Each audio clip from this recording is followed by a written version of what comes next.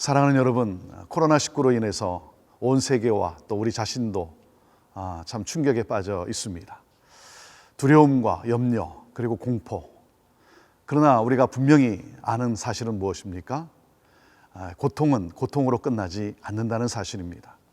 하나님께서 이 고통을 통해서 우리를 분명히 새롭게 하시리라 믿습니다.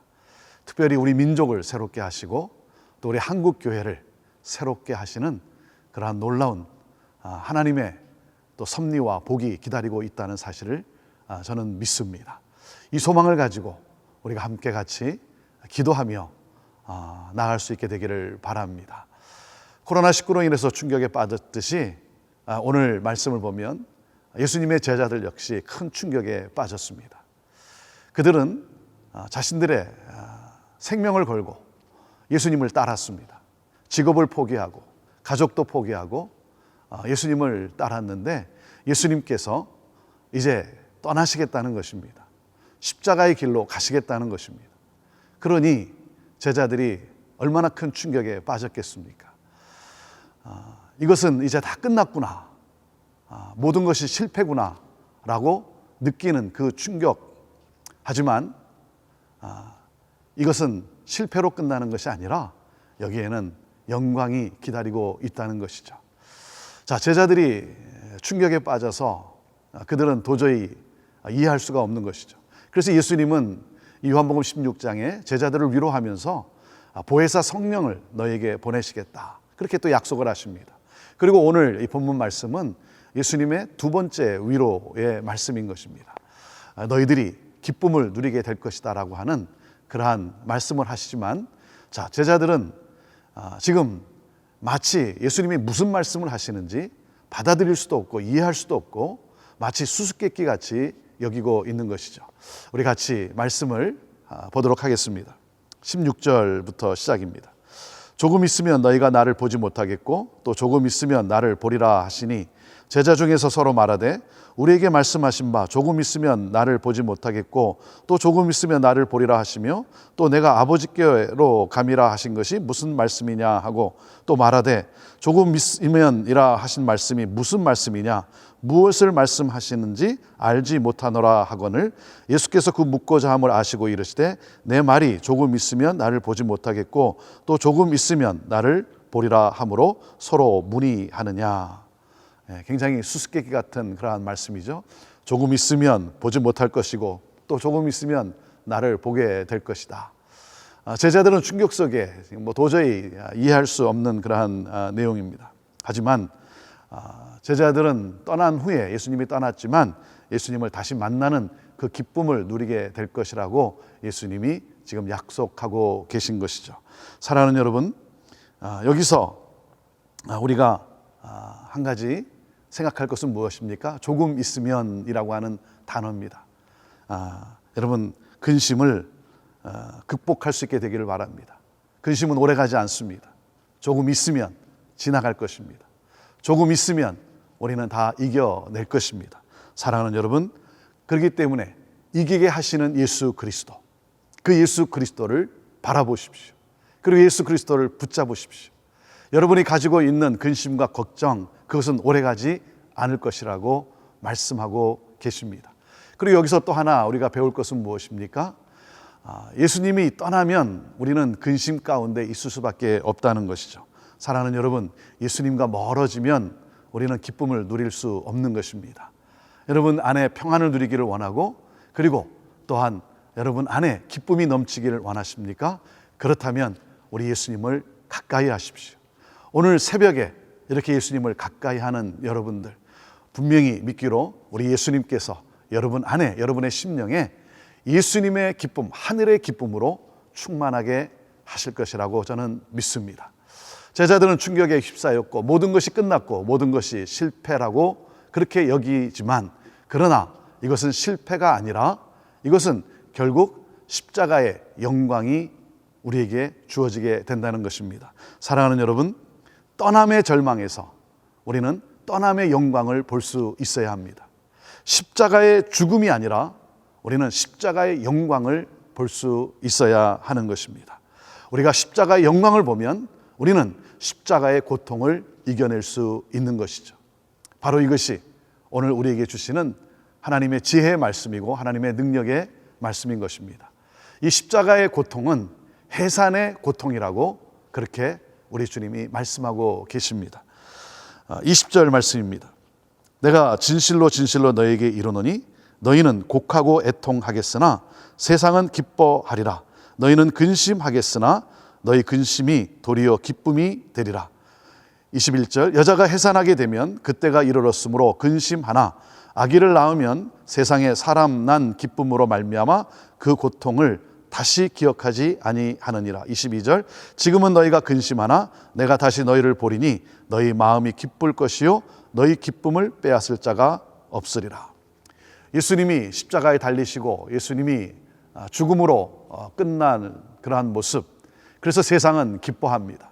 제자들은 모든 것이 이제 실패같이 느껴졌기 때문에 통곡할 수밖에 없는 상황이죠. 그러나 우리 주님이 말씀하십니다.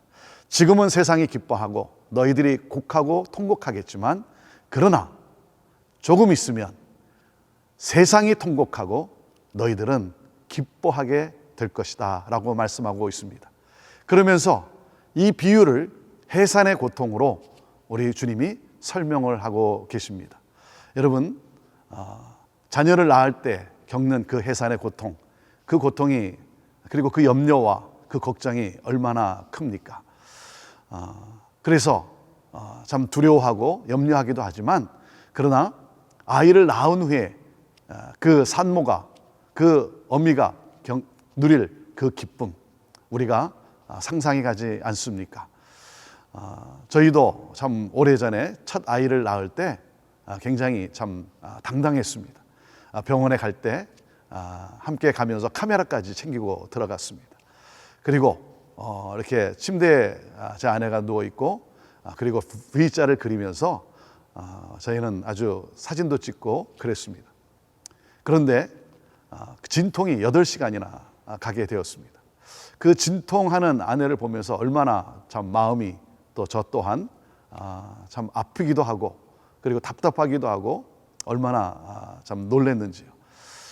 그래서 이 진통하는 가운데 너무 힘드니까 때로는 어떤 분들은 남편 욕도 한다 그러지 않습니까?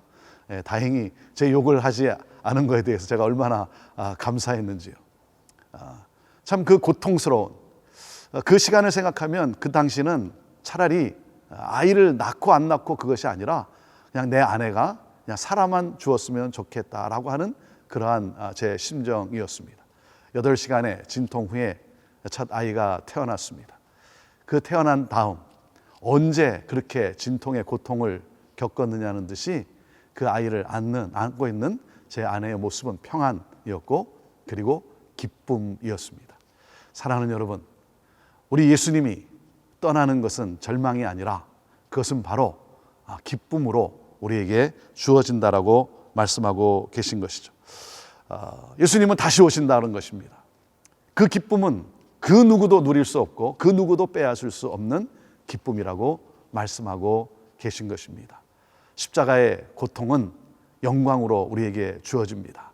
사랑하는 여러분, 우리가 예수 그리스도를 따르고 우리가 예수 그리스도를 믿고 그래서 우리가 예수 그리스도를 따라 이 땅에 살아가는 삶 속에 때로는 우리가 어려움도 당하고 또 고통도 겪지만 그러나 이 모든 것은 하늘의 놀라운 기쁨으로 변화될 것입니다. 그렇기 때문에 오늘도 기도하는 가운데 하나님의 기쁨을 간구하십시오. 기쁨으로 충만케 해달라고 구하십시오. 우리 하나님은 기쁨을 주시는 하나님이십니다. 저는 여러분의 삶에 비록 환경이 변하지 않았다 할지라도 환경이 어떻게 새로워지지 않았다 할지라도 그럼에도 불구하고 구원의 하나님, 나를 자녀 삼으신 하늘의 그 기쁨과 영광을 누리게 하실 그 주님 바라보며 그 기쁨으로 다시 일어나 찬양하며 나갈 수 있게 되기를 바랍니다. 우리 주님은 이 해산의 고통, 해산의 또한 그 기쁨으로 우리에게 기쁨을 주시겠다라고 약속을 하시고 위로하시면서 다시 한번 제자들에게 또한 기도의 그러한 응답에 대한 위로로 말씀하십니다. 23절, 24절입니다. 그날에는 너희가 아무것도 내게 묻지 아니하리라. 내가 진실로 진실로 너희에게 이르노니 너희가 무엇이든지 아버지께 구하는 것을 내 이름으로 주시리라. 지금까지는 너희가 내 이름으로 아무것도 구하지 아니하였으나 구하라.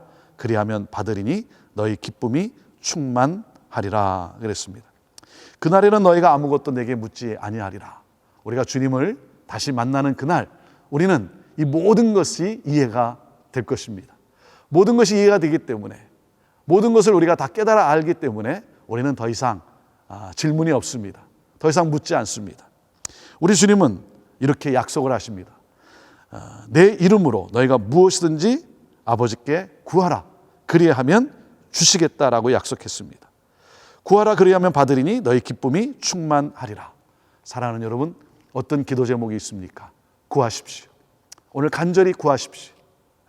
은밀한 가운데 역사하시는, 함께 하시는 그 주님께 구하십시오.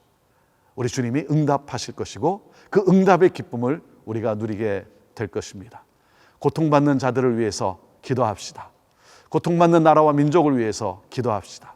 두려움과 염려 속에 참 무엇을 어떻게 해야 될지 모르고 방황하는 그러한 두려움 속에 있는 또 백성들을 위해서, 또 나라를 위해서 우리 함께 기도합시다. 하나님은 우리가 구하는 그 기도에 응답하셔서 나라와 민족의 회복을 가져다 줄 것이고 또한 우리에게 평안과 기쁨과 자유함을 가져다 줄 것입니다. 이 기도의 능력을, 응답받는 기도의 능력을 누리시는 그러한 오늘 이 새벽이 되기를 바라고 우리의 삶이 되기를 간절히 바랍니다. 사랑하는 여러분, 하나님이 함께 하시고 기쁨의 하나님이 저와 여러분을 오늘도 우리의 삶을 지키시고 인도해 가십니다. 그렇기 때문에 오늘도 어깨를 펴시고 밝은 얼굴로 두려움 가운데 있는 분들에게 소망을 가져다 주는 복음의 사도들이요, 또한 빛을 발하는 하나님의 기쁨을 전하는 그러한 우리 I'm a missionary, 선교적 삶을 우리 모두가 살아가게 되기를 바랍니다. 예수 그리스도의 이름으로 평강을 전하며 예수 그리스도의 기쁨을 여러분에게 전합니다. 기도하겠습니다. 우리를 분명코 기쁨으로 인도하실 하나님, 근심을 뛰어넘어 염려와 걱정으로 끝나는 것이 아니라 이 모든 것이 새로움과 기쁨으로 가져다 주실 그 놀라운 역사, 오늘도 바라보며 마음의 무릎을 꿇고 하나님께 간구하는 우리 사랑하는 성도들의 기도를 우리 하나님 응답하실 줄로 믿습니다. 하나님, 지금은 이해가 되지 않아도 분명코 조금 후면 이해가 될 것이고 하나님의 새 역사를 보게 될 것이고 우리는 기뻐하게 될 줄로 믿습니다. 하나님, 오늘도 우리가 드리는 우리의 간절한 기도, 또한 우리가 품에 안고 기도하는 모든 중보 기도들, 이 모든 것 가운데 구하면 응답하시겠다고 약속하신 하나님, 오늘도 구하는 우리들의 기도를 들으시고 응답하시며 하나님의 놀라운 새 역사와 부흥을 허락해 주실 줄로 믿습니다. 오늘도 승리하는 삶을 사는 우리 모든 성도들 다 되게 하여 주옵소서. 예수님의 이름으로 축복하며 기도하옵나이다. 아멘.